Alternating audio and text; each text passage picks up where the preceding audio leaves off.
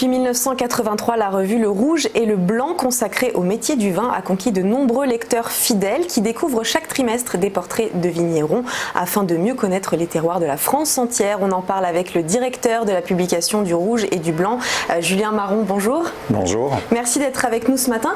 Alors tout d'abord, comment est née cette revue et quelle était son ambition première lorsqu'elle a été lancée, je le disais, en 1983 ? Alors c'est une revue qui a été fondée effectivement il y a un petit peu plus de 35 ans par des passionnés, des bénévoles qui voulaient parler autrement du vin et notamment insister sur des modes de production un petit peu plus propres qu'on ne trouvait pas à l'époque dans la production française. Essentiellement, il s'agissait de dénoncer un petit peu l'omerta qui régnait sur les productions de vin issues des 30 Glorieuses et notamment l'abus de pesticides et d'intrants dans la viticulture. On va en parler un peu plus tard de tout ça. Alors il n'y a que 4 numéros par an. Pourquoi seulement 4 et est-ce que c'est pas trop peu justement pour vos lecteurs ? Alors un numéro du Rouge et le Blanc, c'est à peu près 45 pages, sans publicité. Vous avez un exemplaire là justement ? Oui, tout à fait. Voilà. C'est quelque chose qui est quand même assez dense. Nous pensons qu'un lecteur qui parcourt et qui approfondit en fait une de ces publications a déjà largement du grain à moudre. Et nous pensons que du coup, 4 exemplaires par an, c'est ce qui nous permet aussi de faire un travail vraiment sérieux, qualitatif au niveau rédactionnel. Alors justement, quel type d'articles on peut retrouver dans la revue ? Alors on trouve 2 types d'articles essentiels. Premièrement, des articles d'appellation ou qui portent un focus sur une région viticole donnée. Et nous allons dans le vignoble pour interroger les vignerons sur leurs pratiques. Nous dégustons les vins collectivement à Paris et nous portons donc un jugement collégial sur les bouteilles que nous goûtons. Ça nous évite de tomber dans le travers où un individu unique peut porter une appréciation sur les vins. Et puis on a un autre type d'article plus court qui consiste à donner un coup de pouce à un jeune vigneron qui démarre et dont la production nous semble intéressante. D'ailleurs, on rappelle que cette revue, elle est née grâce à un collectif de passionnés finalement. D'où viennent-ils ? Ce ne sont donc pas des journalistes. D'où viennent-ils principalement ? Alors certains viennent du monde du vin. Nous avons des cavistes, des sommeliers. Nous avons également des retraités qui poursuivent donc grâce au Rouge et le Blanc une activité. Nous avons également des gens qui n'ont rien à voir avec le vin. À titre personnel, je viens par exemple du milieu des jeux vidéo. D'accord, donc rien à voir en effet. De quelle manière vous décidez tous ensemble d'aborder tel ou tel sujet ? La revue a un fonctionnement collégial, c'est-à-dire que nous discutons beaucoup des sujets à traiter. Nous avons un planning et nous définissons ensemble les appellations et les régions viticoles dont nous souhaitons parler. Combien il y a d'abonnés aujourd'hui sur la revue ? Alors à peu près 2500 et on peut trouver également la revue sur une centaine de points de vente, généralement des cavistes ou des lieux dédiés au vin. Donc on a à peu près 3000 personnes qui nous lisent chaque trimestre. Maintenant on a un plan pour élargir cette audience parce que nous pensons qu'elle rejoint la grande interrogation et les préoccupations des personnes qui souhaitent se documenter davantage sur ce qu'ils ont dans le verre. Donc on pourra maintenant, via le nouveau site internet, avoir accès à la revue en ligne, avoir accès à la revue en anglais et avoir accès même à un contenu en libre accès qui nous semble assez important et assez épais. Le site internet qui vient tout juste d'être refait. Vendredi dernier. Voilà, oui, exactement.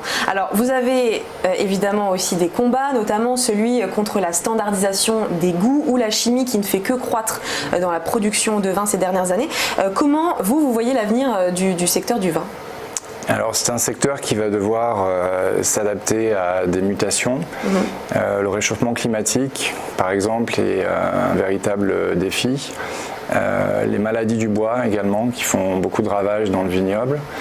Et effectivement, l'écueil du bio-industriel, qui n'est là que pour masquer un petit peu la pauvreté du concept qu'il y a derrière.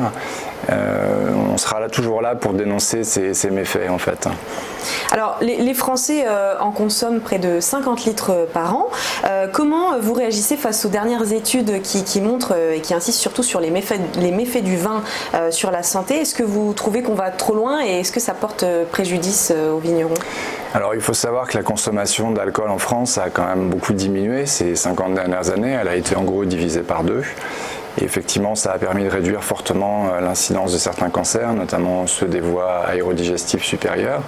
Néanmoins, il y a quelques paradoxes. Les cancers du foie sont en augmentation, ceux du pancréas également.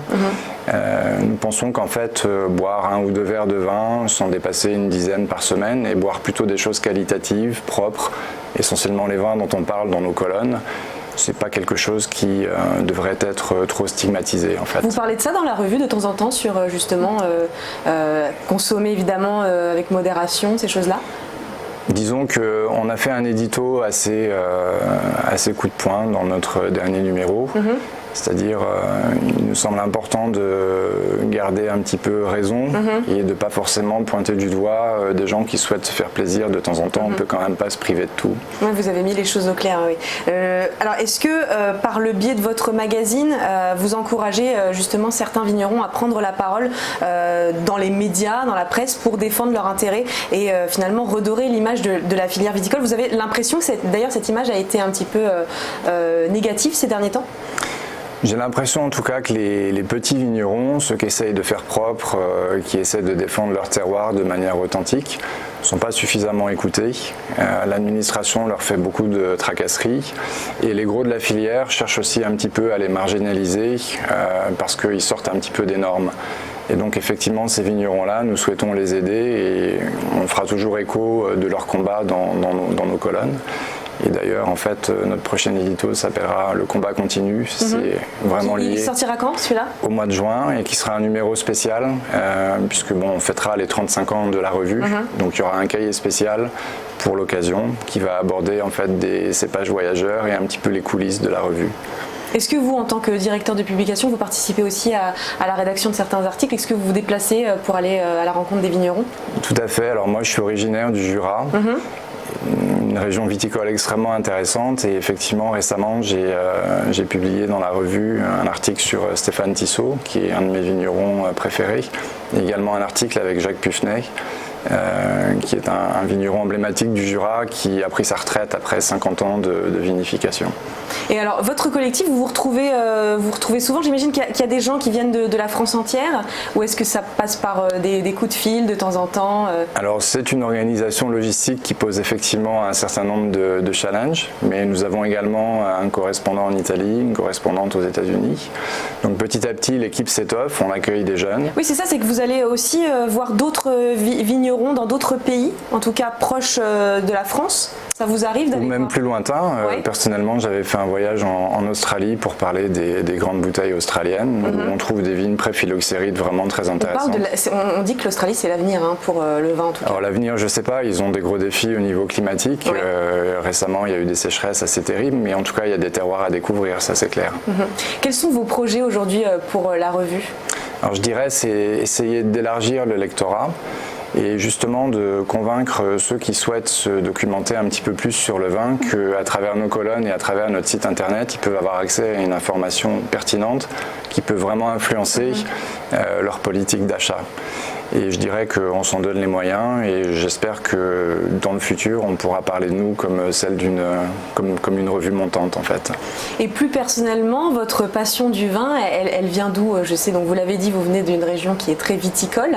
Est-ce qu'il y a d'autres facteurs qui ont fait que vous avez eu envie de vous lancer dans cette revue? Alors vous savez, Michel Serres, qui est disparu récemment, avait eu cette très belle phrase en disant que l'émotion du vrai vin ne pouvait pas se décrire. C'était quelque chose qu'on ressentait une fois et qui changeait en fait la perception que chacun peut avoir du vin à tout jamais. Bah pour moi, en fait, c'est quelques bouteilles que j'ai partagées avec mon grand-père lors des repas de Noël qui ont vraiment changé en fait ma perception du vin et qui m'ont donné cette émotion et cette envie d'aller voir plus loin en fait. Voilà, cette culture du vin qui aussi apporte de belles histoires, c'est vrai. Merci beaucoup Julien Marron. Vous êtes, je le rappelle, directeur de la publication du Rouge et du Vin. À tout de suite.